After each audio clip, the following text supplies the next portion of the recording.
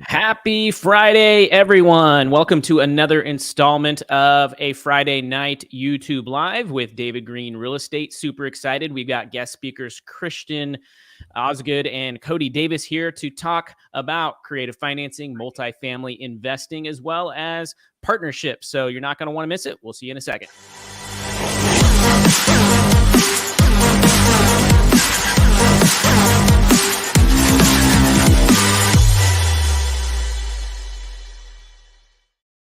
Welcome, everybody. My name is Kyle Renke. I am the Chief Operating Officer of the David Green team. Happy Friday to everyone here. Hope everybody had a very productive weekend, is excited about the weekend, and finishing up the year. This is our first Friday in December. Can't believe we are already here. Super excited for tonight's discussion. Do us a favor, if you're watching this live right now, drop it in the comments. Let us know where you're watching from. We want to hear a little bit about it. Tonight, we're going to be talking with special guest, Cody Davis. Your guys' names are backwards. I think on the left, but that's actually Christian on the left. Should we just swap seats? Is that easier? Let's do it. Totally fine. There you go. A little musical chairs to get started. Cody Davis and Christian Osgood are here with us. Good to see you guys. We're going to be talking about partnerships. We're going to be talking a little bit about creative financing, talking a little bit about multifamily investing and what these guys do. Before we jump into tonight's program, let me go ahead and give you guys a little bit of the lay of the land, a little bit of what we do here and how this Friday night works. So I'm going to drop a banner going through the bottom here. Basically, going to put a phone number up that is 833-777-0309. If you want to come in and you want to talk to Christian or Cody or David or myself about maybe a partnership that you've had in the past or one that you have right now, about creative financing, about anything related to multifamily investing, and you actually want to come on live, you can be on the camera with us. We'd love to have you there. Just send your question to the number below, and we'll see if we can get you on. We'll do our best to do that. Other thing, if you were getting some value out of this, make sure to hit that subscribe button.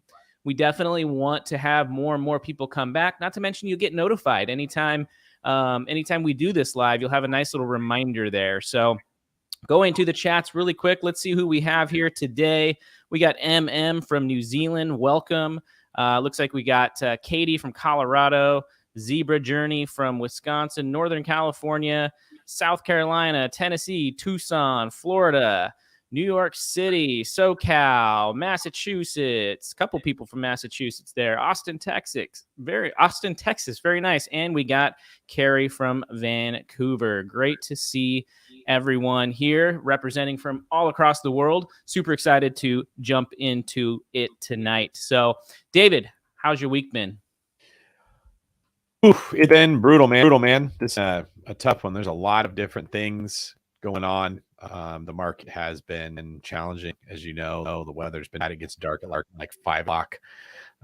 Real estate does not do well in times of uncertainty. It's definitely a thing one's going to make. Really quick, I'm going to stop you there.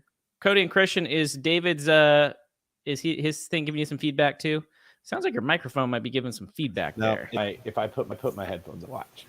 Okay, let's see. That's the podcast. Is it gone? Is that better? Go ahead. Still back, or is that better? Still kind of cutting in and out. We had like 5 tech issues. I was so sure that was going to be us. I was like, oh no, are we screwing up the audio? What's it doing? It's like repeating. It's like feedback for sure. I hear you twice. All right. So if I leave. Oh, wait a minute. This has happened before. I have too many computers. If I have it open one computer, and then I open it on the next one, times you get it both. All right, double David. I know there's nothing wrong with double David. Is this any better, or is it still bad? Sounds a little bit better. Talking to the mic for us. Repeating. Keep talking. All right, so you're gonna have to stop me. It's bad. Are you guys hearing the repeat as I keep going, or as kind of even out? Yeah, that's weird. It sounds like it's almost like your mic. Maybe try disconnecting and reconnecting real quick, and then I can do an intro to Cody and Christian. Yeah, let's do that. Okay. I miss you, David. See you soon. So Cody and Christian, for those of the people that don't know who you guys are, and we already had one question here. It looks like from Katie asking, "Where are you guys located?" Do you mind just telling us a little bit about yourselves, how you guys got connected with one another, and where you're located, and what you're doing? Yeah, well, if you've seen Bigger Pockets, I'm sure you've probably seen Cody at some point. I think he's either the most watched podcast of all time on the channel, right? On YouTube, yeah. At least for the YouTube. I'm not sure about the listens to the podcast, but for YouTube, Cody, for some reason, the video went viral. So myself, I live in Renton, Washington. We're right outside of Seattle. We invest in-state, mostly in Central Washington. Recently bought a resort together down in Union, Washington, which is on the Hood Canal, right on the coast. But I've been investing for 2 years with Cody. We've used almost exclusively creative finance, and that's me in a nutshell. Cody? Yeah, since we last spoke, David, I got a bank loan. I'm no longer the cool seller finance kid. I actually have conventional debt. But no, before I met Christian, I got started in this a little over 3 years ago. Bought a 12-plex seller finance, 0 money out of pocket. Scaled it up to 108 apartment resort, and never used a bank loan to buy anything. Used one to refinance, pull some money out recently, but that's about it. And what do you guys? Well, let's go ahead and test it out. Try it out, David. Sounded better. I was about to ask Cody. Do you feel like you're now that you got your first full bank loan? I'm hearing double. However, I feel better than I was. They didn't go super high LTV. They only took it to 55% LTV. However, still got to pull out 6 figures, which was nice. A lot of the portfolio is below 50% LTV, and all of it's below 60. So I don't need to go super aggressive to pull any money out. But it is nice to be able to access new money for sure. That. So one thing I can do here, if you guys want, is I can leave Kyle. If I leave the studio and I come back in, breathing, this stops me before recording. No, it won't stop recording. You can definitely leave. All right, let's try that. Okay. Right back in. Could just be a bad connection. You know what? I'm afraid it might podcast if I leave though, because I'm probably the host, right? No, you should be okay. You should be able to if you just exit, it should not end the broadcast. Look at that. I still see you. If we're really lucky, we'll get 3 Davids when he comes back. he'll be back with one of his 7-foot tall cardboard cutouts. Yeah. This will be fun. We could put this on the tag, like 2 David Greens, 1 Cody, a Christian, and Kyle. And for those of you that don't know, at Bigger Pockets at BPCon, there was I think it was actually like a 10-foot cardboard cutout of David. It went like all the way to the ceiling. It was huge. It was David. Yeah, it was like David times 2 in real life. But Cody and Christian, do you guys mind giving a little bit of background on how you guys hooked up with one another? How did you guys meet? And then at what point did you guys decide like, hey, we want to work together? Yeah, so I got licensed as a real estate agent, 19 years old. Didn't really sell anything, didn't have any clients. And about 1.5 years into that journey, I had bought 24 apartments. And then shortly after that, I got my 6-plex, which put me at 30. Fast forward into time, that was 2021. I think that was around March of 2021. Christian had just before that started working at the same company. He founded a call center, and he got the call center to be profitable. Then the owner shut it down the first month it was profitable. Because it was costing too much to get it up. Support all the negative, and then once it starts making money, I had to fire the entire staff that I hired. It was that was uncomfortable to less watch. than ideal. Yeah, I can't imagine going through that firsthand, but I got to watch it. So we ended up meeting at this real estate brokerage, which ended up going bust. The owner didn't really understand positive cash flow was the holy grail of finance. Mm-hmm. And so he lost everything. But out of that, we formed a partnership, and we started on a seller finance 38-plex, which was like 14 months ago. And that's when we really started to partner on the business thing. Yeah, Cody went the broker route. I worked at, prior to that, I worked at CoStar for a few years. So like LoopNet, apartments.com. I took forever to be an investor. Finally bought a duplex with my earned income. So I actually did start with a bank loan. Then I bought a second duplex with hard money. Lame. Yeah, I know. Well, it wasn't seller finance, but it was private. You know, someone not a bank helped me out. Then I refinanced with a bank. After that, I was out of money. Cody had 30 units, and this kid was 21 in the brokerage firm. He's like, dude, I bought 30 units, and I'm totally broke. And I'm like, well, I'm broke now. I just bought 2 duplexes. I had this dream of getting to 30 units by 30. Cody was 30 units by 21. And I asked him how he did it. And Cody's answer was, well, I can't help you because the deal that I want to buy is 38 units, and that puts you at 42. Yeah. And so we ended up buying that just on a whim. We bought it with zero money out of pocket, seller finance, similar to how I had done everything in the past. And after that, so I was at 68 units. Then we bought a 6-plex and a 7-plex, and that put me at 81 by 21, which is January of 2022 when we did the Bigger Pockets podcast. So everything else we've done, the resort, the other apartments, have been this year. And how do I sound by the way? Any better? No. Same, dude. I think it's your physical equipment or something. It's got to be. Maybe just turn off the mic. I'm gonna see if I switch to like it'll. Well, I'll tell you guys, or you tell me if it doesn't sound as good if I. It's okay. I had technical difficulties on my BP episode, and I had COVID. The whole thing was blown up. Is it any better now? Yeah, yes. It's definitely not. You might need to lean forward a little bit more, but it's definitely not doubling up like it was before. How's our audio, by the way? My mic was having a problem where it wanted to also be our speaker, so I'm going out of laptop power too. Do we sound okay, Kyle? Yeah, you guys sound great. Cool. Okay, there we go. We'll throw out all the fancy equipment, and we'll just have a chat on David Green Live. Let's wing it. Perfect. Yeah, you guys might have to do most of the chatting because it sounds like I was recording all day long. That's funny, and nothing ever happened. Well, you sound great right now. Yeah. I kind of just think of BP as like the holy grail of recording equipment for real estate. That's funny that you have the tech problems too. Oh, I could write a book about how all the problems that we have when we're trying to do it. So it's weird how it worked all day long, and now at the end we're having these issues. I haven't quite figured that out. But you guys are clearly a success story. You've done very, very well. You've scaled very quickly, and you've done it in a way that's impressive because you did it with partners. I have not had good experiences with partners, so I don't do it a lot. So we are very interested to dive into what you guys have done to make this partnership work. Kyle, where do you think we should start? Yeah, I think that's a great place to start. So Cody and Christian gave a little bit of a background in terms of how they met and how they started working together. Was there anything specific that went into your actual partnership? Did you guys have any sort of partnership agreement? Is it like deal by deal? Do you have a business that you run together? What does that look like? Well, we've got a few businesses that we run together and a lot of different accounts that we run now. But in the beginning, there was nothing special. I knew how to manage 38 apartments, and Christian knew how to spend his own money. So we ended up partnering. But no, Christian actually knew some of the systems better than I did. He'd gone to college for business. And so what we looked at is like, okay, you can figure out some of the systems. I know how to handle the people. And it was a similar asset class to something I'd bought in the past. It was like my second 12-plex. So it just made sense. The one person can run systems. One person could run point on the actual asset, the negotiation. Because Christian had never done that negotiation before, buying 38 units, seller finance, zero money out of pocket.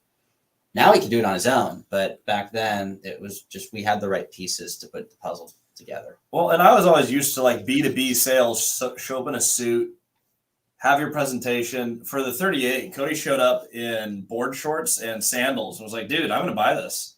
They're like, can you fund it? He's like, yeah, I got it.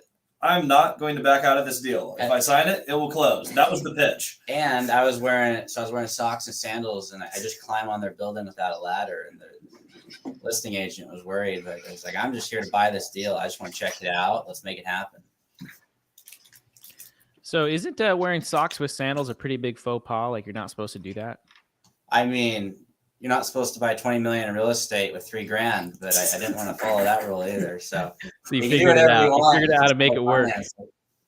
Very nice. So, and then when you guys actually chose to partner up with each other, because I get this question a lot. People say, do we need to have some sort of partnership agreement? Did you meet with an attorney? Like, what does that look like? So partnership agreements are everything. David, like you, we have had partnerships not work way more often than they work. Partnerships are stupid hard. People generally suck. It's just really rough. For Cody and I, when we first started, we did not do anything official. I actually just sent our original operating agreement to our CPA, and he's like, dude, I can tell that you just copy and pasted crap in here. This is to buy real estate. And it's for a company that it's completely different than real estate. And it's getting close. It's almost closer to 7 figures in profits than it is to 5. Yeah. And we're just now getting it all solidified. Our core company is Multifamily Strategy. We run our course, our mentorship, our YouTube channel, all the just Cody and Christian stuff runs through that one company. YouTube, everything. Our operating agreement was pretty much garbage. I'm getting it redrafted right now. However, for the real estate, we have gone through we have 2 lawyers we've worked with pretty extensively, and those look a lot better. They're very, very specific. And my very first partnership, I lost over $500,000. So I mean, it's all relative, but it doesn't always go well. My first one didn't go well. The only partnership I've ever had that's actually gone well for the long haul, at least as a percentage of my career, has been with Christian. And that's 100% the same as me. The first person he partnered with was someone that I was working for, and working for them didn't work at all. We've partnered with someone helping them start another brokerage, and they didn't do anything they said they would. And we built their brokerage as promised, and they delivered nothing. So yes, it tends to happen. So our partnership is really just stemmed out of we're both giving 100%, and we're not expecting it to be 50-50, because his 50 is not going to be worth the same as my 50 on every day. And there's different business cycles where when we started, 1,000%, Cody brought more value. I know how to buy buildings. I know how to structure the finance.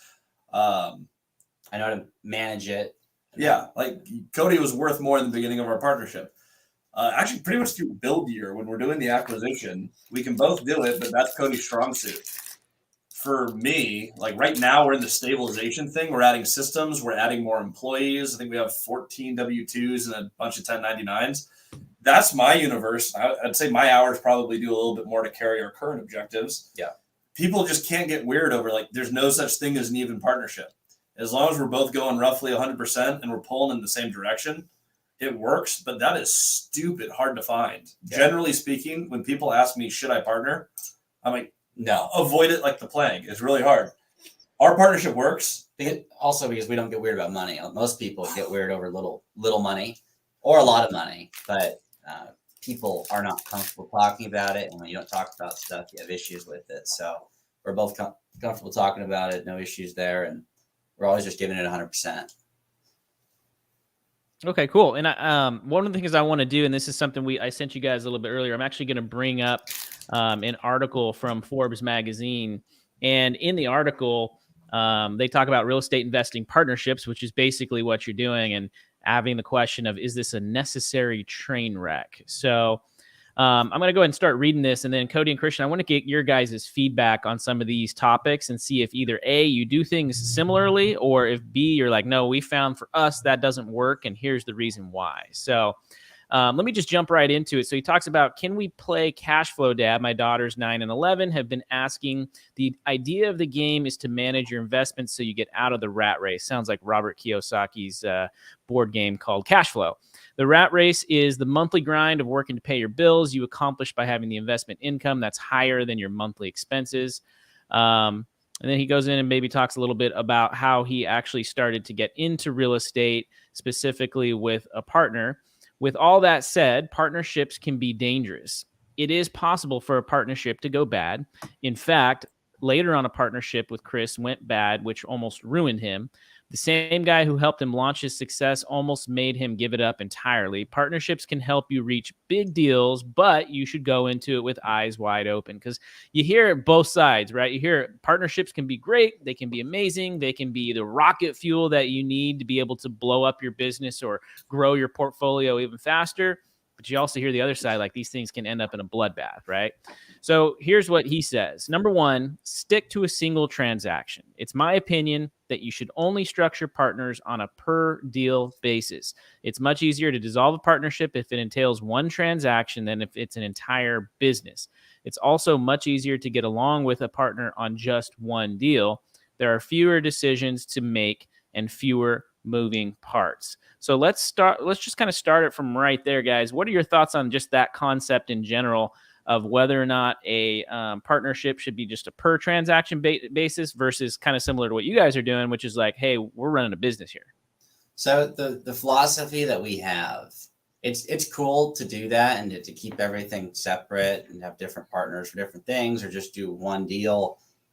But our philosophy is we're going to get so big quick enough to where if we hate each other, we don't have to split the partnership. We can just hire an overall asset manager to manage it, and we can walk away and not see each other. However, in order to do that, we have to grow big enough to where there's enough money to throw $250,000, $300,000 a year, add an asset manager to oversee that. Most people aren't thinking about it in the long term like that, and they take too long to get there.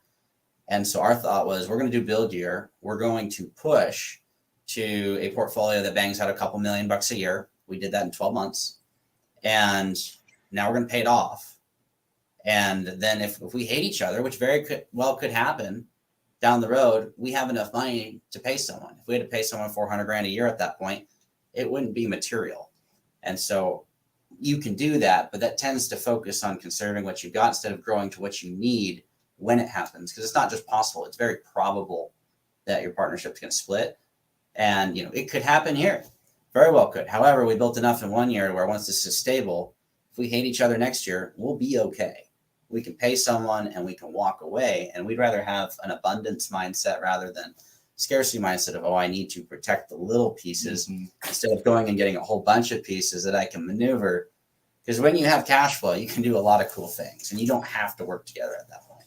Yeah, that said, Cody's my best friend, and I don't see that. I don't see the partnership falling apart. But we do plan for that. When you structure these, you plan for the worst. And one thing I do like about that article is when we do different capital partners, because Cody and I partner on pretty much everything. But occasionally we'll need to bring in an equity partner to close a deal. And every time we do that, they have a fixed buyout in a fixed period of time. Sometimes we structure as equity instead of debt, but we always have a way to own it, just the two of us. Each of those are in its own LLC with its own operating agreement and its own structure. And it's got its own cash account, it's got its own reserves. It's just independent. Yeah, we have people who are on the ship, which is Cody, me, my wife, because she has to be, and she's also awesome. And our property manager, Hannah, is on our crew. Everyone else, you can sail next to us, but we're going to protect ourselves from other people by putting them in different silos. Yeah, they're in their own boat, go in the same direction. And if we need to go a different direction, we'll jettison that asset. We'll sell it. And that's why we keep our loan to value sub 60%, so we can sell it regardless. Very cool. And I like that you guys are going into it eyes wide open, right? And you're going into it with the sense like, hey, this could end up bad, so we should look at it, as opposed to what I see with a lot of people get into partnerships. They just get into it. They don't think about that kind of stuff. And they have sort of those, rose-colored glasses on, and all they're looking at is like, no, it'll always be good. It will never change, right? Did you click that, David, or somebody else click that? No, I did click that. Before we get into it, I wanted to point out to you guys, it is very easy to assume everything will go well. That's the default human condition, right? Like we set up the software, it's supposed to automatically do something. Or, well, the operating agreement says this, they're going to do this, and I'm going to do this, and we're going to be good. I think with wisdom, you anticipate things will not go well. You plan for things not going well. You structure the deal for something not going well. And then if it goes well, you're not hurt. You just put a little bit of effort and time up front. That's something with all of real estate people should be thinking about. There's been a lot of just a red hot market and a lot of people doing really well because the economy has been so amazing and we printed so much money. It's been easy to succeed. And people haven't been planning on things going poorly. And now we're coming into the initial stages of seeing that some of these deals are not going that great. People planned on best case scenarios. So it's very important in a business enterprise, in a partnership, in a deal you're doing for yourself, in a relationship with someone, like whatever it is, you should plan for things not going well and you should take steps to ensure that they're going to go well. What was it that you guys went through in life that sort of prepared you to take that mindset walking into this? Well, you have a great one for this. I don't know what yours is, but open it up, Cody, for preparing for partnerships and things to go south. Well, I mean, I had a bad partnership, and someone who helped get me started, who taught me the ropes, they told me that they cash flowed $100,000 a month. They just forgot to use the word negative in front of it. So I was learning principles from someone who put me down often. Like Christian is the person who lifted me up. There's a lot more to that story, but it was very degrading and not a good relationship with the previous partner. and it was just rough. And they told me a lot of things that got in my head, and like that just ended up not working out. They taught me everything I knew at the time. It allowed me to go get 30 apartments, but it really stunk because it set me back a lot. Like I had to sell out of I didn't talk about this on bigger pockets, but I sold out of a multi-7-figure position in my real estate to bail out some of the debts that he took on to individuals. And it was just a nightmare. So even before Christian and I really got going, I had gotten out of a really tough situation. So I knew it was real. And Christian's been through tough stuff in the past as well. Mhm. I won't share your stories, but Yeah, but I mean, I've had that. I've started a thing when I was in my 20s, trying to start a church, and the leadership of that went like, they just got weird. I wouldn't go into it, but it's just like, it blew up in my face, and it was a similar thing, just abusive relationships. And then we go fast forward to, I'm working for the same guy with the same principles that you got burned by, and I got burned by him a little bit less, but same thing. a lot of it less. Yeah, and then we go through, Cody and I found another person who flew in on their jet and was like, I want to help you guys grow. We really were looking at that time for a business mentor, and he's like, I can do all these things. Let's lease a building of mine together. We signed the lease, and then he never did anything else unless rent was due. Like it cost us $12,000, but it's $1,000 a month for a year, and we honored it. But he literally did.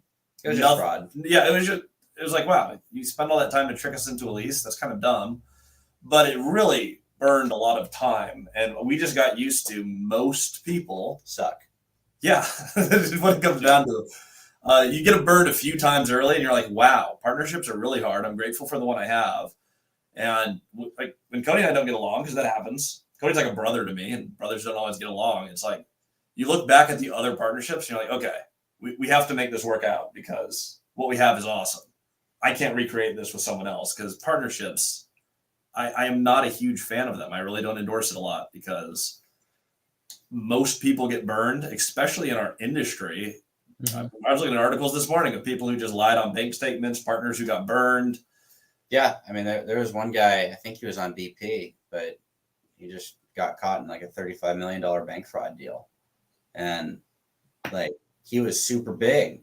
So, I mean, it happens. People lie, people cheat, people steal, people suck. So the difficult part about that is, though, when you have the right partner, you've got the integrator and you've got the visionary, and both people are going the same direction, and they're at a similar point in their life. 1 + 1 does equal 3.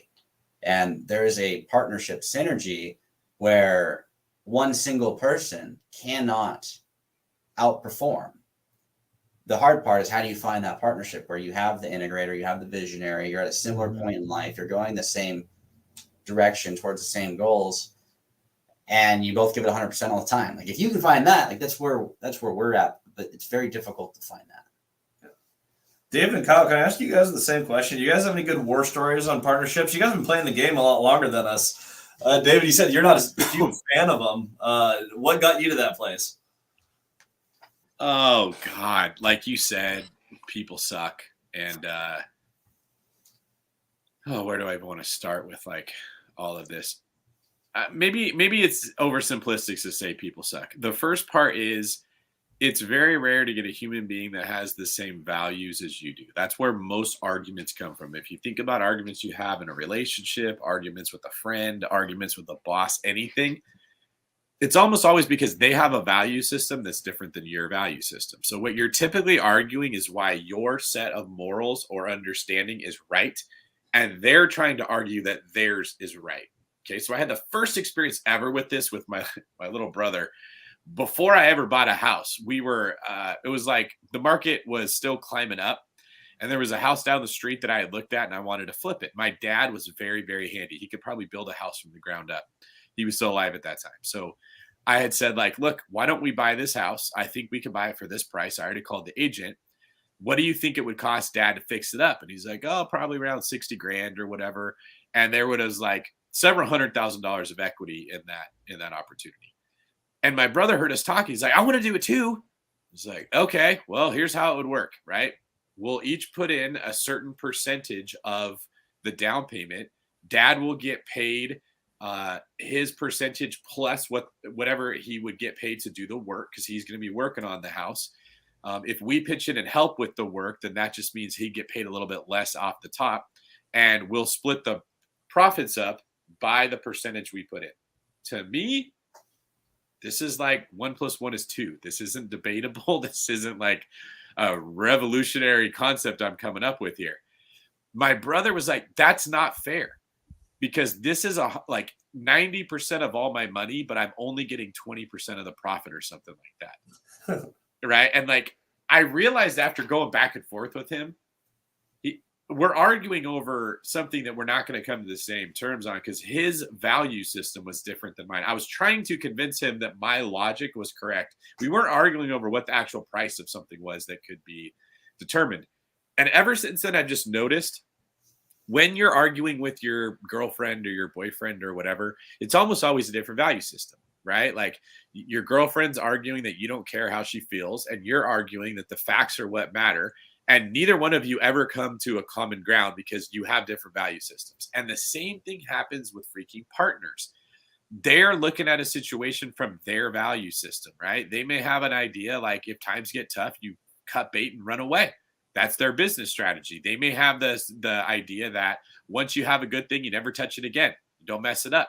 They may be extra conservative. They may be extra aggressive. Like, they operate off of this internal code that guides them through life that makes total sense to them. And you can't change it. Or if you can, you have to be like a very powerful personality that's very persuasive. And you're probably not partnering with somebody who's that easily influenced.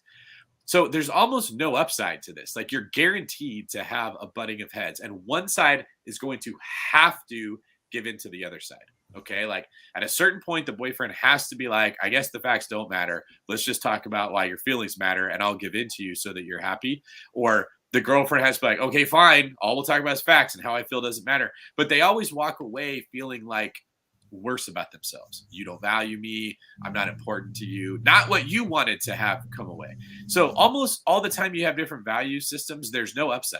There's only a downside. Like, it's going to hurt their feelings after the thing. And now you got to work harder to get back to the point you were at before. And the same thing happens with a partnership. The upside of partnerships is when, like you said, 1 + 1 = 3. That's the only freaking reason to do it, because it may be worth taking on all the downside that is guaranteed if the upside is enough. And that rarely is. That's just the reality. So part of it is like, I'll be 50-50 partners with someone, and I'll see they're making the wrong move, and I'll step in and say, that's the wrong move. And they don't always take it like, well, I'm so glad David's here. They often take it like, how come we always do it your way? How come you win everything? Right. And I'll try to point out, well, here's my track record of making decisions. Here's your track record of making decisions. We should probably go with mine. And most people aren't like, wow, you're right. That's what we mean by people suck. There's pride, there's ego. They're looking at what's going to benefit them. They're not looking at like objectively what's the right way to go about this. And it hurts the relationship every time you have one of these clashes, but they have to happen if you're trying to do what's in the best interest of the investment. This is like and then you have stuff that isn't even objectively clear. One person wants to put $100,000 into fixing the property you have. The other one wants to put $100,000 into buying a new property. They both have arguments that make sense. How do you go about coming to the same page? So I just had so many situations where the relationship was hurt because we were partners. And oftentimes, this is the part that really sucks. I did not need them as a partner. I brought way more value than them as a partner. I was doing it as like a benevolent act. Like, I'm going to hook you up and bring you in. And I was thinking they would look at that like with gratitude. And it wasn't. It almost created resentment that they didn't get their say. And I'm like, this is terrible. I wanted to do a nice thing for you, and now I'm being punished by that, and you're actually resentful of me. So like, all of these complications happen enough times that I just stopped becoming equity partners with someone. It's like, all right, you can be a debt partner. I will pay you a 10% return, and it does not matter how the property works out. If I am the one in charge and I make bad decisions and it doesn't work out well, you're getting the 10% regardless of how the property does. Now you can't come and argue with me or challenge me or get your feelings hurt by what I'm doing. You don't have the expectation that you're going to have a say. You just have the expectation you're going to get 10%. And that's something I can control. I can keep enough money in reserves. I can keep making money in other areas. I can do something to make sure I meet your expectation and it doesn't hurt the relationship. Well, that's one of the reasons I don't ever partner with friends or family, because it's going to change the relationship. Even if it doesn't ruin the relationship, being a partner when money's involved is going to change it in some way, better or worse, usually worse. With Cody, I wasn't friends with you before we partnered. Like, it was business first, friends second. Yeah, That's the correct order if you're going to do this. Yeah, like we became friends by doing business together. Business is an integral part of our friendship, our relationship. 95% of it, we're having adventures together, and that's where the friendship's been built. Is, hey, let's go do something epic together. I couldn't be where I'm at without Cody. I could not have taken on the 38 that got us started. And again, velocity matters. Like I was talking about it earlier. You can't take forever to do this, otherwise you get stuck, and typically then there's nothing worth paying someone to manage, and you can just walk away. It took us 6 months to make 7 figures in our partnership. And we made 7 figures on a deal that sat on the market for 13 years. So it's not like we were just getting this great off-market deal. It was on the market since I was 8 years old. And we were able to generate 7 figures and a half in half a year. Just doing our thing. Well, that property was hard. Like, if I didn't have you to help with the management, we didn't bring on more members to the team to help support us, we didn't get a whole bunch of advice. Like, that was a huge team effort. And if we weren't partnered, that property would have buried me trying to do that by myself. Right. But again, if you want to really scale, you do have to go a little bit quicker. If you take forever, it's going to be difficult to build that friendship because you're not winning. Yeah. Investing is a long-term game, but if you aren't getting short-term wins, it sucks. So we're getting wins all the time, whether it's, oh, this is our highest income month ever, or we just paid off 150 grand in debt, or we just paid $1 million off in debt. And whatever it is, if you, in the beginning, the little win of, wow, we're accredited investors. Because I wasn't, like 18 months ago, I was worth a fraction of what I am today. And then we became accredited investors together. It was our little win. Like that's what keeps pushing the partnership forward. Most people take too long. They buy a duplex together, and then they buy a duplex the second year together. Yeah. And they didn't have to partner on that little of a deal. They could have gone bigger, and that would have pushed them to go farther, faster, and actually get some more wins. Well, you have the losses, even if whether it's a 200 unit or a duplex. You're going to have the negative conversations. The tenant didn't pay. We had a vacancy. Something broke. We have to spend money. Okay. That's going to happen whether the deal's big or small. So if you're always going to have these losses, they have to be balanced out by wins, which is why it's so important what you're saying. There's going to be hard conversations. If you have huge wins, they're worth it. How big of a huge win are you going to get on a duplex? You didn't partner with somebody because they have a skill you don't have and it's 1 + 1 is 3. You partner because you're afraid. You didn't want to do it on your own. It felt safer to take the jump with somebody else. That's the worst motive ever. And now you're only talking about the stuff that goes wrong. And I thought that was incredibly insightful what you mentioned about needing wins, especially when you pair it with what I had said before about the value systems being different. Like those two things together make a really good combination. We've hired people to work on the David Green team who were not very good at what we hired them to do. And so we're looking at it like, you're lucky you have a job still. We're believing in you. We're hoping you turn it around. We're being patient. I'm dumping money every month to have you on the team, and you're not doing that great. They don't look at it like, I'm glad I have a job. They look at it like, I put 10 hours in today, and they don't appreciate it. We're like, but that's because you suck. Like, yeah, you could have done that in 45 minutes if you were good at your job.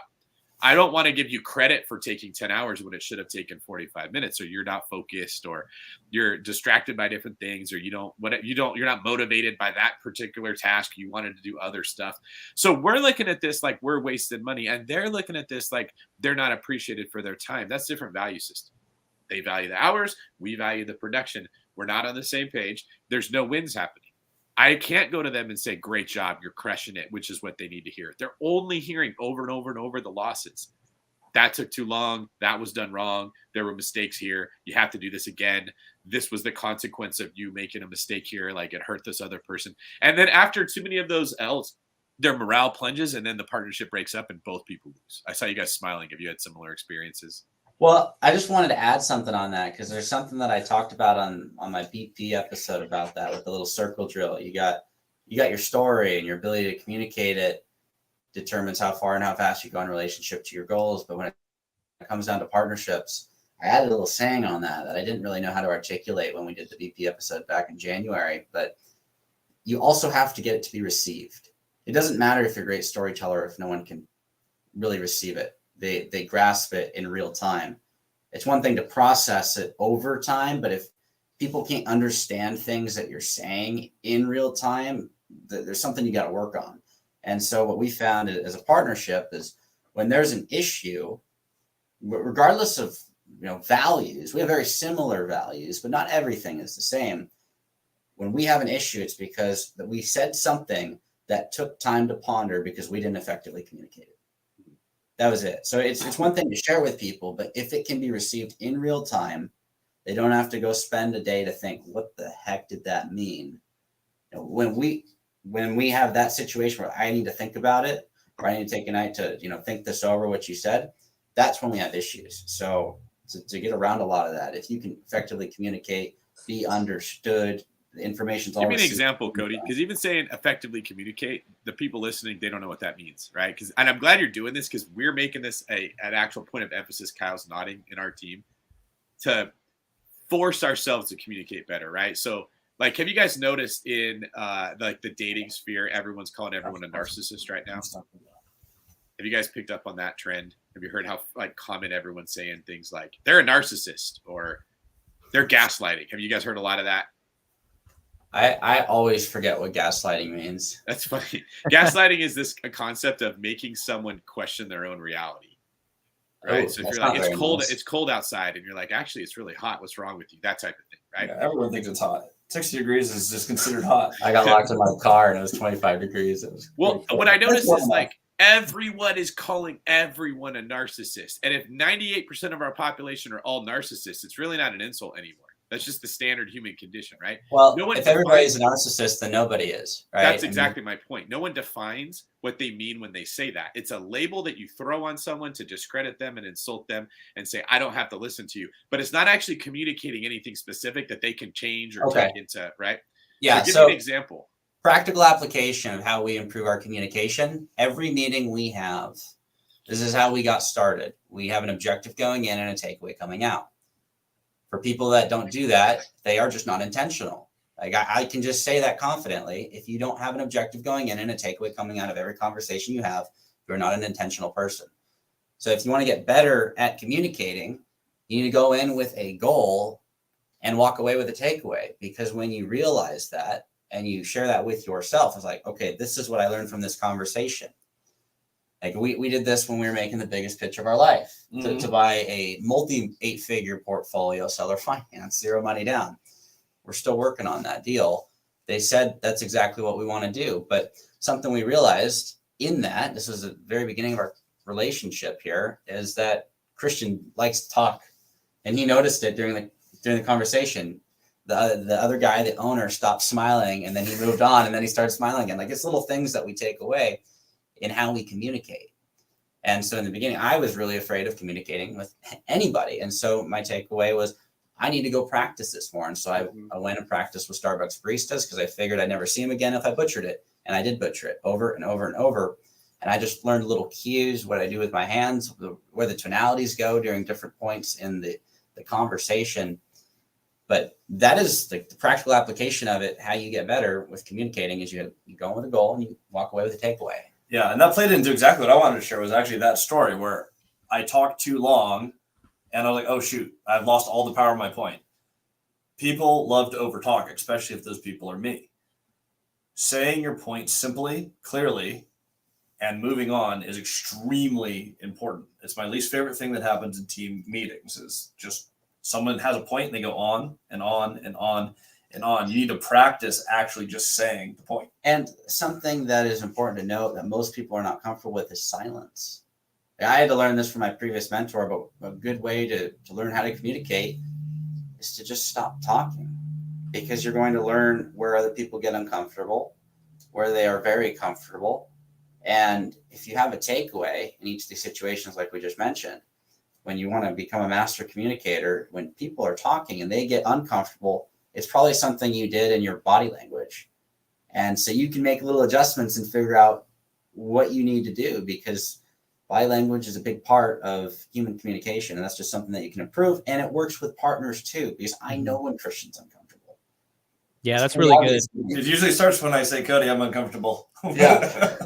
But beyond that, I can just see it and then I adjust.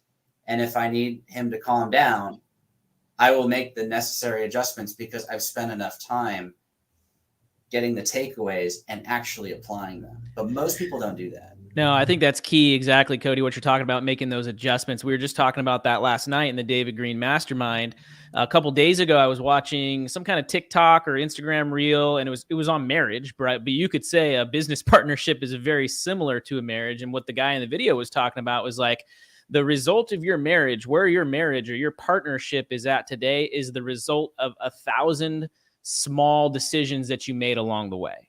Right? It's not just one thing that happened and all of a sudden, how did we get here? Right? And it's the same thing in your partnership. You guys are actively choosing to make the right decisions and make those minor adjustments along the way to keep you guys on the right track and keep you on that path, but also keep your relationship strong, as opposed to letting things kind of, mull over or, letting things get swept underneath the rug. You're addressing every single thing. So I think that's huge. And I think that's a really good point that you're making there. Going back to the article real quick. He also talks a little bit about how most partnerships that he sees are 50-50 and that there should be a chief, each partner equally in responsibility and profits, but these rarely work. The most common problem with this is that one partner no longer feels their share is 50%. They believe they deserve more, and the partnership would be lucky if just one of the two felt this way, right? You see that in marriages a lot. Many times, both partners feel like they're getting shorted. Another issue I see with this arrangement is not having a decision maker. What if the two partners don't agree? And then along those same lines, he talks a little bit about identifying both roles. Another area of conflict comes from undefined roles. The most successful partnerships have partners who each bring a certain value to the group. Take his example with Chris. He had the knowledge.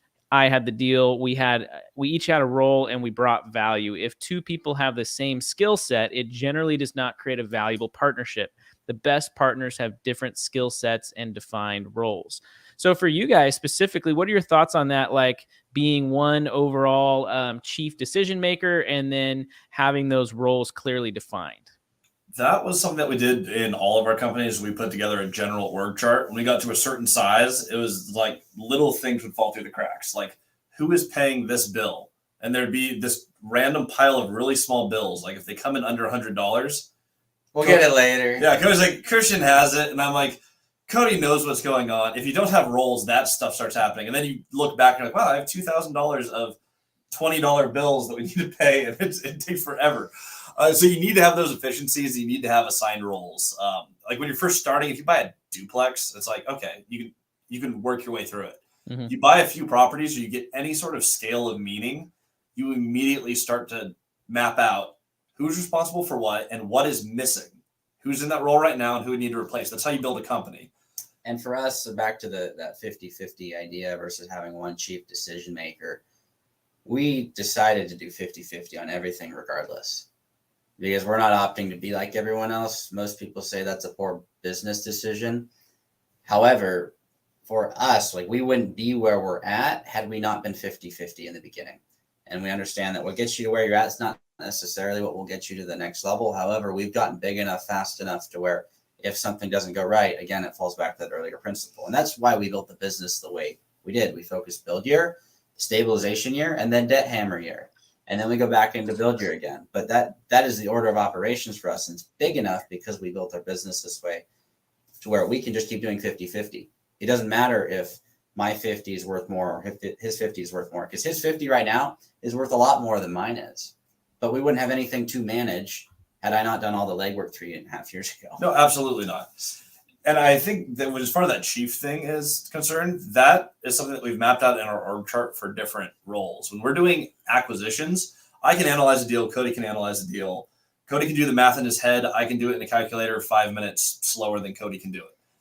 We can both do the role, but if we are making an acquisition on a property, Cody is going to have the final say every time on this project is a go, because Cody is better and faster at doing the numbers, the analytics, and accounting for all the little pieces. It's just how his brain works.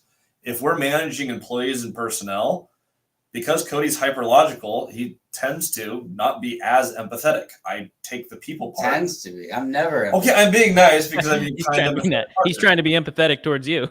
Yeah. Yeah. If we're firing people, it's always going to be me because I am a little bit more natural in trying to play both sides and go, okay, well, are we in legal compliance and all that? I'm a very direct individual. And he's sometimes too direct for that role. And so we just know when I'm in that role, I'm going to handle the people part. When we're integrating sales teams, it's like, okay, come on, everyone, this is going to be fun. I can keep this energy going through the meeting. I can turn on the state that I need to be in for that meeting. I want Cody focused on the things like, did the owner deposits go out on time in the right amount? I might make a math mistake. Cody is a human calculator. He will not.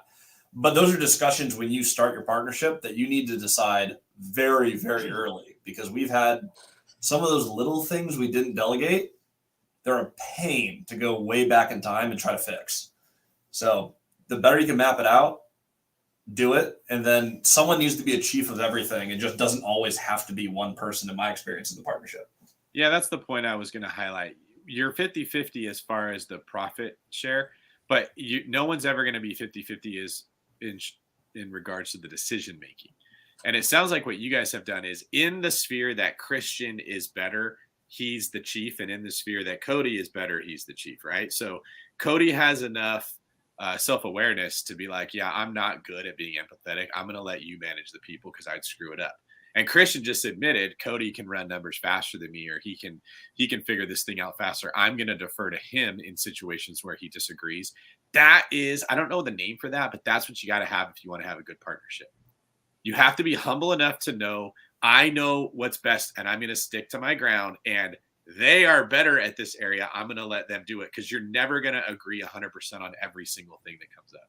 Yeah, and it's not always just about the numbers, even on the buy side, even though I make the decisions on that. Sometimes it's just a branding piece. The 38plex was a negative cap rate. Now, some people online say that's impossible. In theory, it's impossible. In practical application, it's very possible. You can lose money on assets you own outright.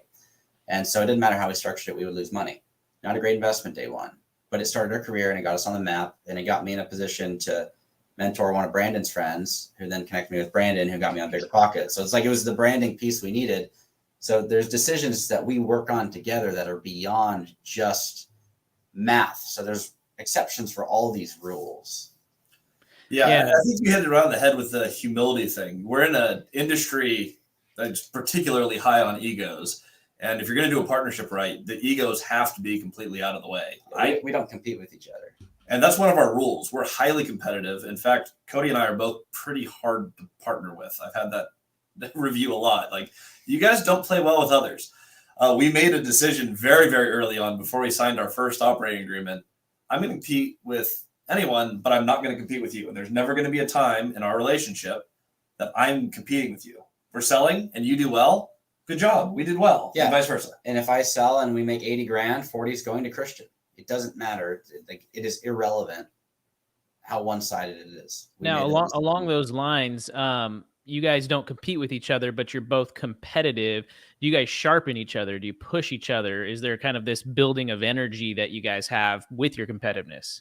Yeah, and we lost a little bit when I moved to the resort. We bought a resort. I house hacked it. That was one of the contingencies we had in place when we bought that. The resort owner wanted to see one of us live there, so I moved in.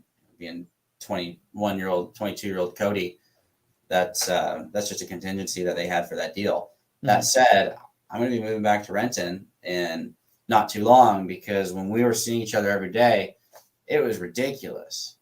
We just scaled so stupid fast. And we lost that a little bit. I mean, we're still buying millions of dollars of real estate without syndicating, without banks every quarter, but it's not the same as it was. So we definitely sharpen each other. And so we're getting back into close proximity. I'm moving like 2 blocks away. Yeah, that's huge. David and I are similar in that way. It's not uncommon for us to walk away from a meeting feeling completely fired up, and we're sending each other pictures all the time of each other working out at the gym. Like, are you getting in today? Because I got in. So then it makes me want to go get in the gym, because I don't want David to beat me. Not that I'm competing with him, but he's sharpening me and I'm trying to sharpen him in that same way. And it makes us better leaders. It makes us better entrepreneurs. It just makes us better people, right? And it keeps us excited. And when you have that energy and you can build off one another, it's huge. Agreed. So my last question for you guys along the lines of partnership is the author suggests having a conflict resolution system. There's always a chance for conflict. I'd recommend that you build some sort of conflict resolution plans into the agreement. Here's 2 things to help you build in and resolve any conflicts. The first is enlisting a third-party decision maker. He's done a handful of partnerships where he shared management with one person. In these cases, they designated a third party that they both trusted and believed to be neutral to resolve a conflict. This is important anytime you participate in a partnership with an even number of decision makers. And then the second one was including buyout provisions. It's common to see buyout provisions to handle problems with life events outside the partnership or general conflicts. A buyout provision typically gives one or all the partners the right to buy out the other partners.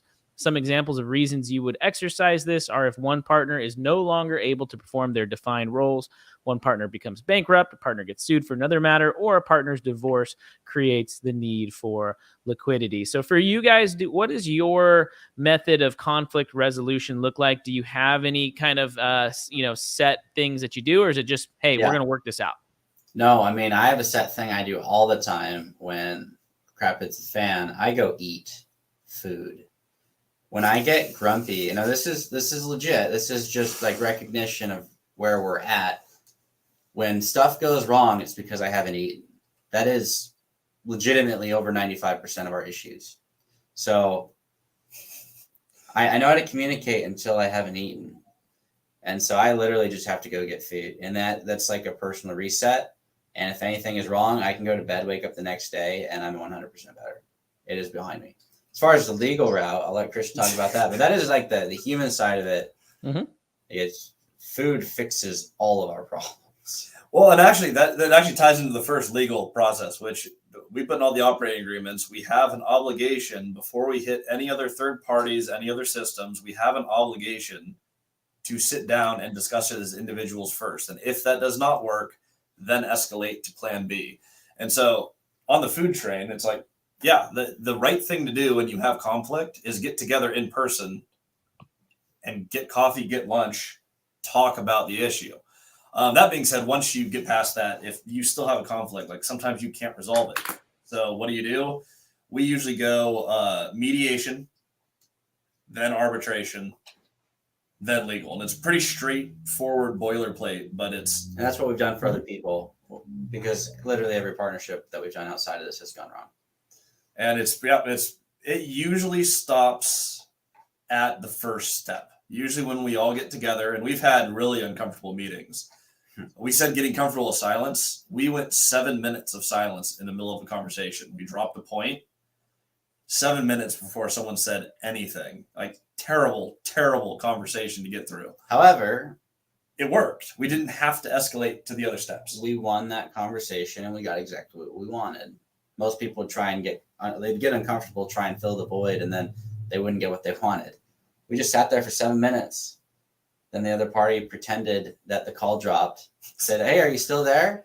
And then we got it resolved. But it was just the most ridiculous conversation. But we don't usually have to go legal. Yeah. And people tend to jump to the legal thing. They're like, hey, what recourse do we have? Let's bring in other people. It's like, please, for the love of God, just knock things out yourself and don't be children.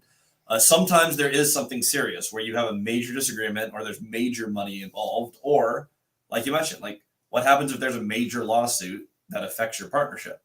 You do need to have something in the operating agreement with that. And we try to plan for every possible contingency. Yep. And we've got stuff for when we die, what happens, what are the insurances that'll get paid out for the other parties for their behalf.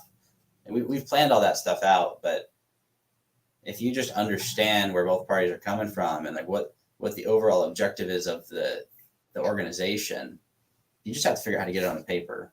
And once you communicate that to an attorney, they can get it drafted as long as you're working with a professional. There's a lot of attorneys that aren't very good at what they do. Yep, we've worked with them too. Mm-hmm. But you find a good one, then they can map it out for you. I'm going to ask you a quick question, and then I want to see if I can get you guys to answer a few questions in the chat, and then then we'll wrap it up. We'll have somebody come in, Genevieve, and looks like one of her partners probably as well has a question about communicating with property managers. Real quick, I have just kind of an off-topic random question. Is there a significance to the sword behind you, or is it just for decoration? That is actually a bit of a funny story. We're in my little home studio. I have a tattoo of Aragorn's sword, and Nice. I had a client come into my office and go, "Oh my gosh, I have that sword. I need to give it to you." That is in fact Gandalf's sword. That was 2 years ago. I have not had the heart to tell him that he gave me the wrong sword. But if he's watching it, which he's probably not, sorry.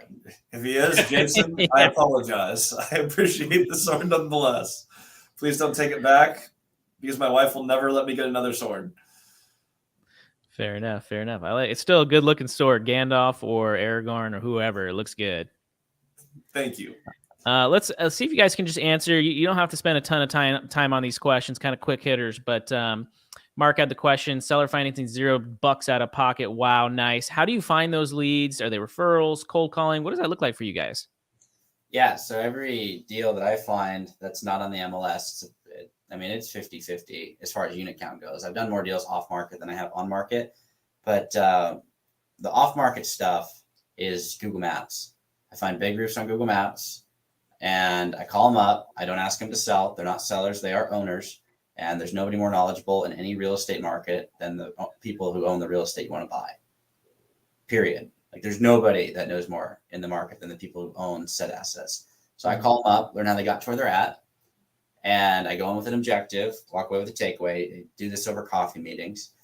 And the goal is I want to get a takeaway from this, learn how they played the game so I can play it at a higher level. I can take the best pieces from their model and apply it to build my own. And I do that with a whole bunch of people. And in the process, you start building relationships with people. You want to build relationships. You want to get opportunities, do deals with no money down. You have to build trust. And the quickest way to build trust is to get a takeaway from someone, apply it, get it to work, and then let them know that it worked, it advanced you forward. That is how you build trust at the highest level, how you start building your relationships up.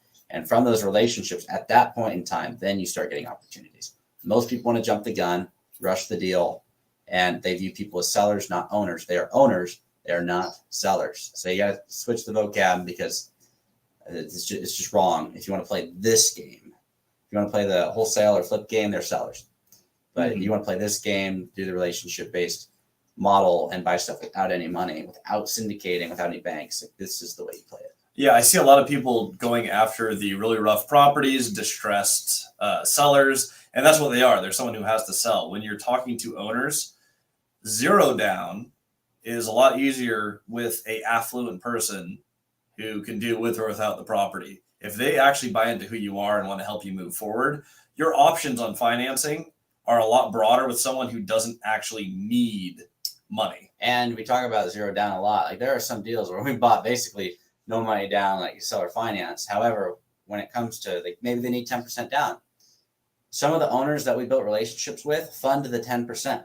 They're seller financing another deal in second position. So there's a lot of ways to play the game, but if you're just focused on the money or just focused on the deal, you're probably going to get a couple opportunities, but you're not going to play the game at this level. Thomas asked a question. What due diligence would you recommend doing for partnering on a deal?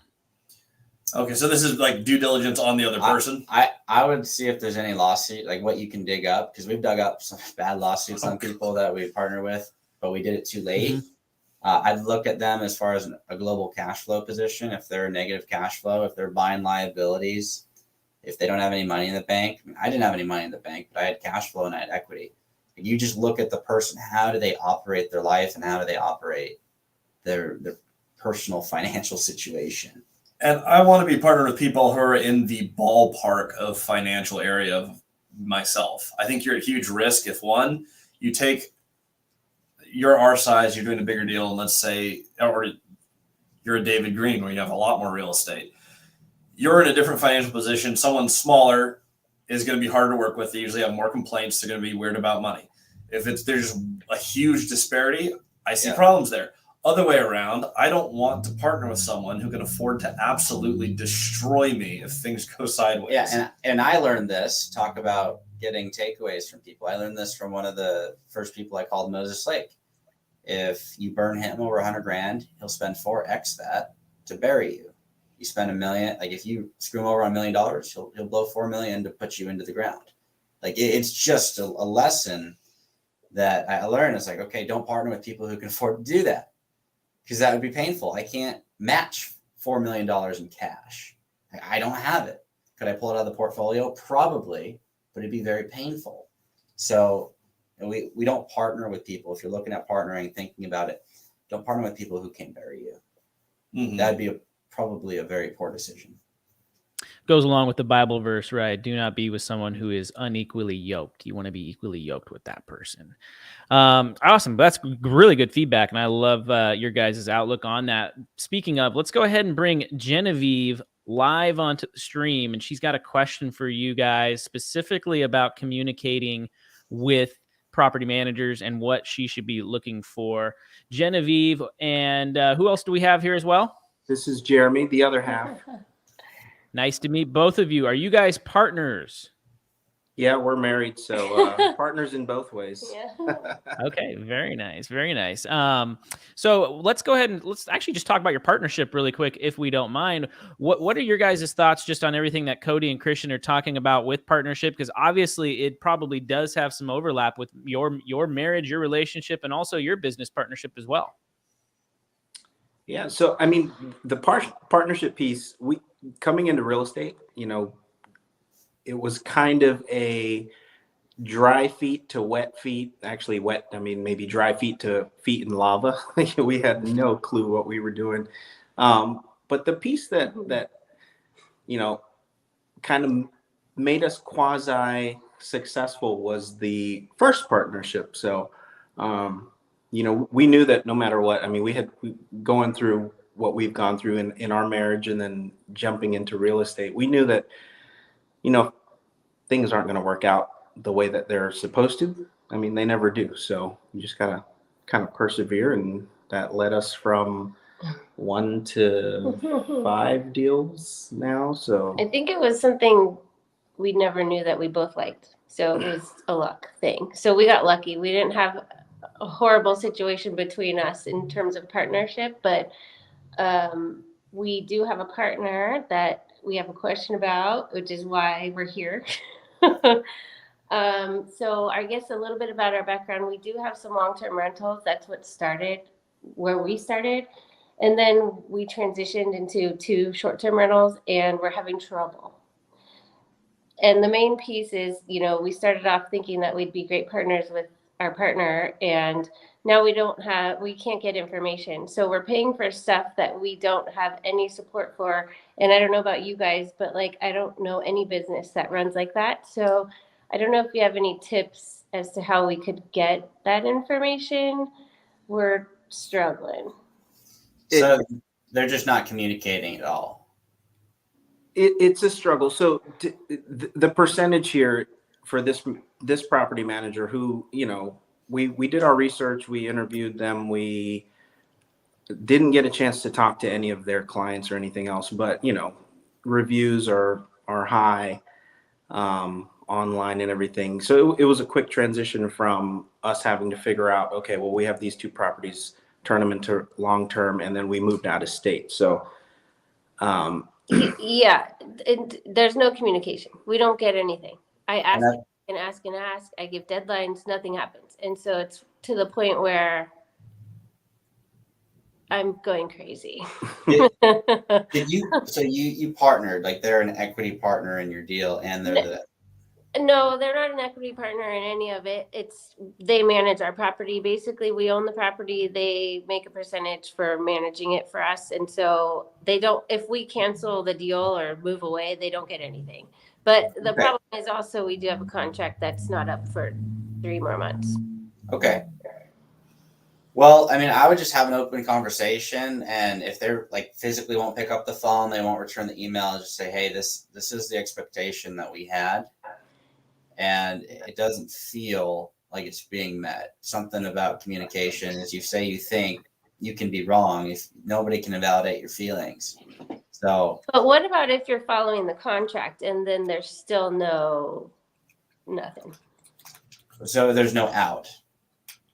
essentially, at this point, we're waiting for 3 more months before we can finally be like, okay, we're done.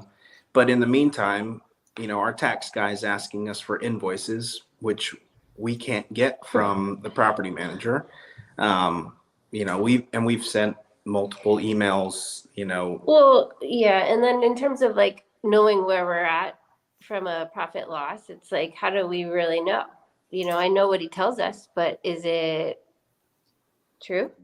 I mean, we own a PM company, and if we didn't supply that stuff, we'd get sued. Well, that's kind of where I'm at. It's like, okay, I don't want to go down that route, but it might just take a legal letter. Just have your attorney draft up my old mentor called them a little nasty gram, where they're a little bit less than nice. They're very direct. yeah, And it's the medium instead of like the light, or is it the harsh? Yeah, there's a lot of regulation in property management. So if you've already tried being nice and you've requested stuff that's not coming in, I think the nastygram, you get something from a lawyer as a PM company. One of their primary objectives is please do not sue us, because there's a lot of laws around managing property. A lot. It's easy to get shut down. A little letter that says, hey, we're expecting this, it's not being delivered per the contract. You're giving us these services. This is what we're not receiving. That usually clears it up. Yeah. But I see this in property management a lot. We take over for people in Central Washington, in Eastern Washington. I'm thinking of the building in particular. It's not hard to be better than the last. And every property management company will tell you that, as long as they're competent individuals, it is not hard to beat the next PM company. Yeah. Well, then, okay, can I ask you the next question maybe? So if we're going to go to market, how do you do that gracefully without putting any, because everybody knows everybody in the area, right? So like, how do you do that without putting someone else down in a sense? Well, we don't put people down. I mean, someone asked us this on our YouTube page. They were like, well, what do you do when a contractor burns you? Do you just like shame them on the internet? Nope, we just move on.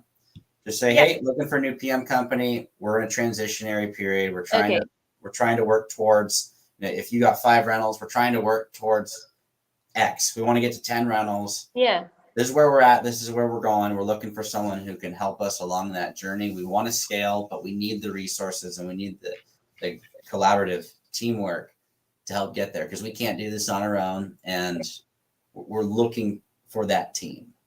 Yeah. So for communication, since we did move out of state, we did meet with them. They were a neighbor, so they know, the whole neighborhood knows us and knows them. So we're trying to maintain the relationship, preserve that, because eventually we're going to move back and manage our own properties there. But so I guess what I'm trying to get at, so their company is managing it. They get reviews that have nothing to do with us, but it has the property involved. If we do move on to another company, They'll stay with us. do those stay with the property per se, or like I don't know how that. Yeah, I don't know how the website is set up. I mean, there's a lot of different ways to set up websites for properties. Uh-huh. However, unless they're specifically bad mouthing your property, that shouldn't. I mean, it's not going to be on the internet. I mean, if they're talking about the company, okay, yeah, you manage with a different company. I managed, like, I had another company running all my financials, and then they stole a ton of money. That company has a ton of bad reviews, but none of I have tenants that wrote bad reviews about that company, about stealing security deposits. Like, they stole so much money, but that's not about me, and it's not about the next PM company. It's also not just talking about that property. They could say, hey, I stayed in Quincy, and this company stole my money. As soon as it goes to a new PM company, there's a new brand, there's a new head, and that is the new banner for your place online. Yeah. Okay. But if you change property managers, does that same review follow? It depends on what it's on. If it's on the manager hosted site and that's moving, then that should disappear. But if it's on like an online portal that still exists, I'm guessing it probably doesn't just disappear. If someone reviewed you on Yelp, it's on Yelp. Yeah, if you had a property on J Street and they said this J Street property was a real slum and the landlord stinks, that's probably going to stay. However, if it's just on their website and it says this company is terrible, they steal your deposits, 10 out of 10, don't recommend, that's not going to move. That's going to stick with that company. Yeah. Super helpful. Yeah. So I guess overall, what would you do in the meantime to get the invoices? Just the same thing you said, just try to get a contract, nothing else. I mean, try to send the nasty. Yeah, I mean, I would have an attorney draft it up. It may cost you like $100, $200, but I just have them draft something up and say, look, you guys, per the contract, per section 7C III, you're not doing this. You either need to send these in the next 48 hours, or we're going to pursue legal action and go down X, Y, and Z. Okay. I don't know what your contract says. It could be garbage. Maybe it's not. I don't know. Most companies have garbage contracts. It's just a reality of the game. Yeah. I would run it by an attorney, show them your lines of communication. If you're emailing it, hopefully, not just making phone calls. Yeah. You have actual verifiable, communication chains that they're just leaving on red. Well, now you have something to show and say, hey, this is what we've sent. Yeah. For the timelines, they're 7 weeks overdue. What do we do here? And then you get good legal counsel, because these are ideas, but you have to get good legal counsel to back it. Yeah. I did the same with my LPM company recently. I actually had to sue them. They signed a settlement, and then they didn't send the money 60 days following signing the settlement. Of course. So, I mean, it happens, but you do have to document the communication and work with a good legal team so that you can get through it. Okay. Well. Yeah, that's what we were trying to avoid that, but All right. Yeah, it I guess solidifies, I guess. I was the hammer and she was the no. Let's see what else we can do. Thank you. I think I can sense you guys are having some anxiety about contacting a legal team because you're picturing this escalating it. It will probably be the opposite. When you get a legal professional involved and you're not the one thinking about this, they're the ones having the conversation, I think you're going to feel a lot of relief. Yeah. You're carrying a bunch of anxiety around because you have no control and they're not communicating with you, and your mind's going to worst case scenarios. The minute you get a lawyer in there and they contact them, the lawyer will absorb all of the work that your brain is doing, but they don't have to carry around all the negative emotion because they don't care. Yeah. Okay. Like, it's going to be a huge load off your shoulders when you go get the help. It's not going to be like, oh, this is going to escalate because we got a lawyer involved. It'll do the opposite. Usually. Yeah, usually. Hopefully, yeah. If that's a complete sociopath and they're like, you did what? But that's just usually, I mean, if they're avoiding you, they probably don't like to fight. If they were the kind of person that was going to try to go after you guys and bury you or something, they'd be making threats. They'd be popping off at the mouth. Like, they'd be very angry. If they're avoiding you, it's because they know that they have egg on their face. Interesting. Yeah. I'm a confrontational person. I wouldn't be avoiding you. If you were like sending me emails like, I want this thing, I'd be sending you emails right back. Like, well, this is why you're not going to get it. So if they're avoiding you, it's because they don't want the smoke either. Yeah, I think that you another great point. Yes. So there's another side to the piece. Like, we hired the one person, but then the other half of that one person has caused multiple problems for us, and that person is confrontational. So it's like the yin and yang. And so, okay, that's again helpful. Yeah, one of the so we were talking about legal action, but the company is owned by a couple, and we've never met the other half, but she has threatened some of the contractors that they have used with legal action on our behalf. So we have a pool guy we've had a pool guy coming to that house for 3 years prior to us transitioning it into a, passing it over to the PM. And within 3 months, he's calling us, asking us why we're firing him and why he's getting sued, stuff like that. So that's how much communication has broken down in that. Yeah, it's if bad. you can see. So Yeah, so I just proceed and have your legal team. If you don't have one, I'd find one. But Okay. I'd have them send over some line of communication, because it doesn't get better by letting it sit there. Nothing stays the same. It's either getting better, it's getting worse. There really is no chance that it stays exactly where it's at.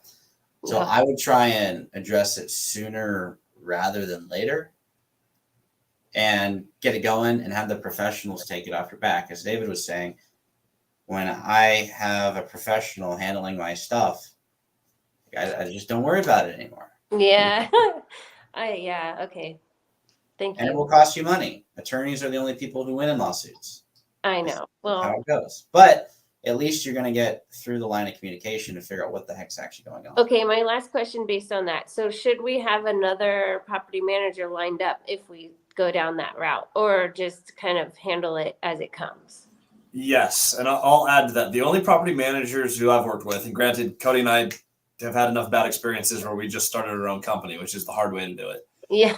But the only managers that I've worked with who I consistently like are managers who own a significant amount of rentals in my market. And there's just a difference between how an owner thinks about properties Yeah. and how a fee-based manager thinks. Like if you think like an employee, you're thinking profits, you're thinking how am I meeting my payroll, what is my take home? Like you're thinking like a service provider, not an owner. For Cody and I in like Central Washington, if I'm managing your property, if I do a great job and as a result, rents move up a little bit in our market, you have 100 units in the market in a 6 cap area. I think it's a little lower than that now. If we can raise rent $100, we don't make money on PM. Like it stacks a little bit of cash, but the people that own real estate and operate PM companies can run their business a little different. Instead of being incentivized with a percentage Correct. of all your profits, Oh man. you can do a flat fee.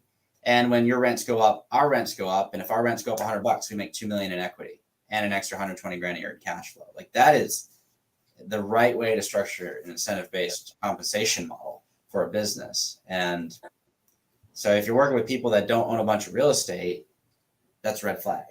Well, yes. I think you guys just solidified that idea that I had. I've never heard anybody else really talk about that. So thank you, because it's totally different being an owner versus managing. And the response I get is, we want to make money too. It's like, well, yeah, but why? You know what I mean? You don't have the same, interest that we do, in a sense. So okay. PM as a business is hard. So those who run property management companies and don't own real estate themselves are just shooting themselves in the foot. Yeah. The pros own the real estate and the bulk of the PM portfolio is theirs. So if you can find a company like that, some people say, well, they'll manage their stuff better than yours. Just find a good human, right? And find someone who knows how to operate buildings. They've done it at scale, and they're not in it just to make tons of money on PM. They're in it because that is a service that is needed for their portfolio and for clients around them. Awesome. So many good points. Thank you. You bet. Very cool. Well, thank you, Genevieve. And you said it was Jeremy, right? Jeremy, yep. Yeah, Nice to meet awesome. you guys. Yeah, likewise. Thank you both for coming on and sharing. And hopefully this was some help from Cody, Christian, and David. Yeah, well, thank you guys. So nice to meet you. All right. Good luck to you. Have a good night. All Thank right, you. thanks, guys. Bye. Great advice. This is really, really fun, by the way.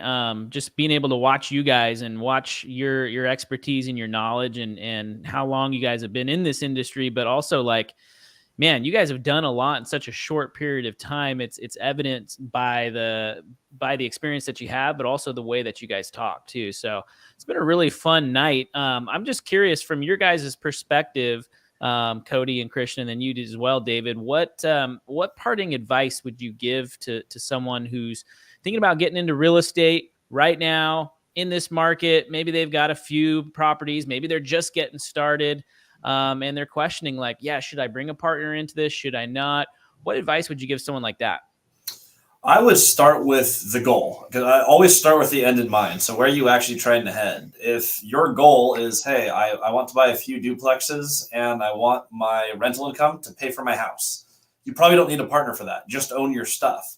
If you want to dip your toe into real estate, I would do as much as you possibly can without partners, because partnerships are extremely difficult, and there's no point unless you're going to scale to a level beyond yourself. If your goal is, I'm going to make this a job, this is what I want to do, I found the right person who I trust and want to build this with, that is where I would start to look at partners. You can't do in a year without money. To my knowledge, I haven't seen someone do 100 units, the resort, all the other stuff.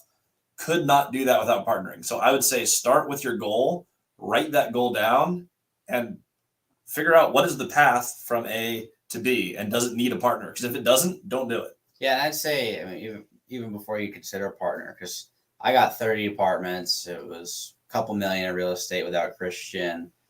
I don't remember how much it was, like 24,000 a month in rental income, even before we partnered. And I got to a place where I owned that 100%, just me. And then we took off.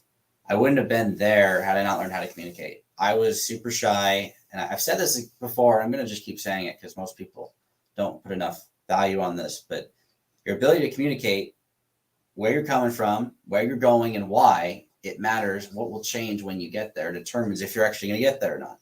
That's it. It is so simple. And people add all these steps. That's why one of our principles is don't add steps, because everybody does it.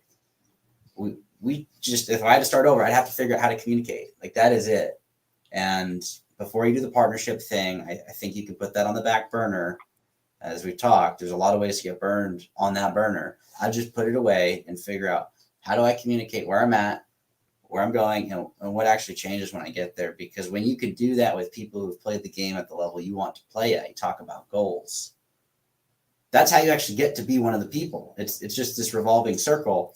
You meet with the people who've played the game, you learn from them, you apply it, and then you become the people. It's just this circle. And most people add a whole bunch of steps and don't keep the end in mind, like Christian's talking about. Start with the end in mind. Where's the goal? Meet with those people. Figure out how to become those people. That's the simplicity of this game. There's no more steps. You don't even have to do it with a bank.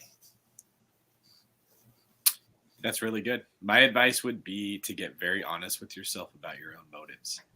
No one likes doing this. Everybody tunes in to learn about the secret tactic to buying real estate. They did this with no money down. How's that possible?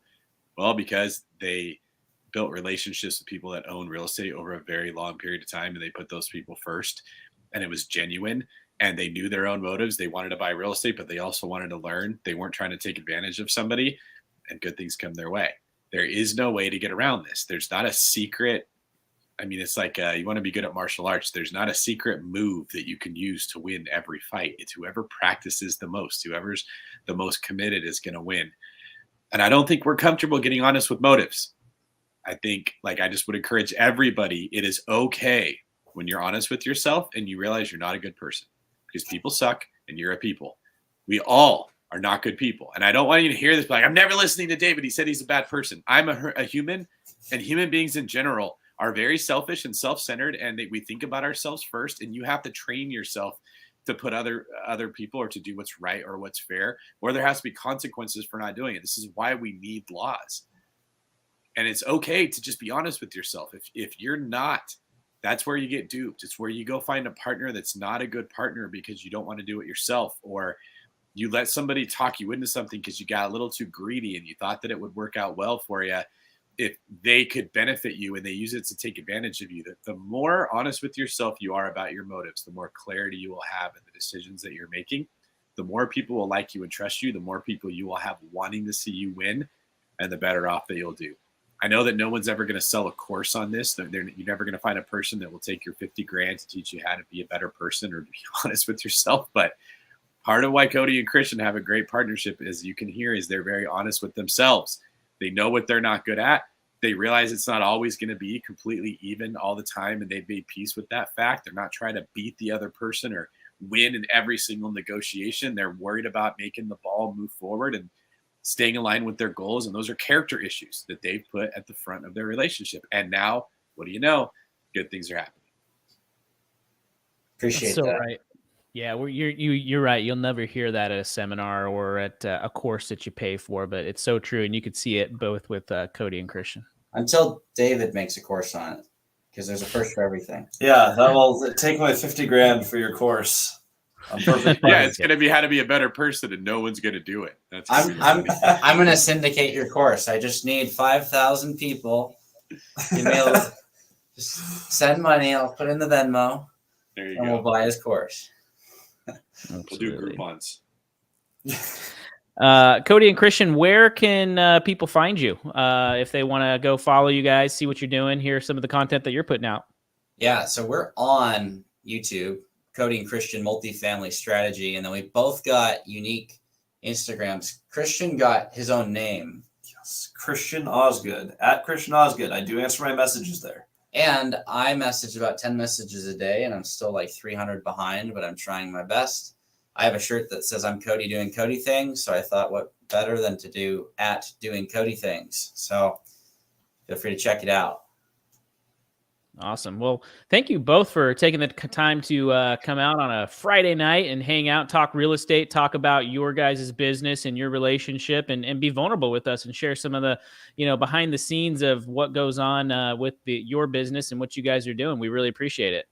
You bet. Yeah, we always appreciate being around you guys. If anyone hasn't checked out the David Green mentorship, by the way, you guys have had us on there a couple times. Fantastic group of people. So I just appreciate you guys including us in the circle, and always a pleasure to meet with you.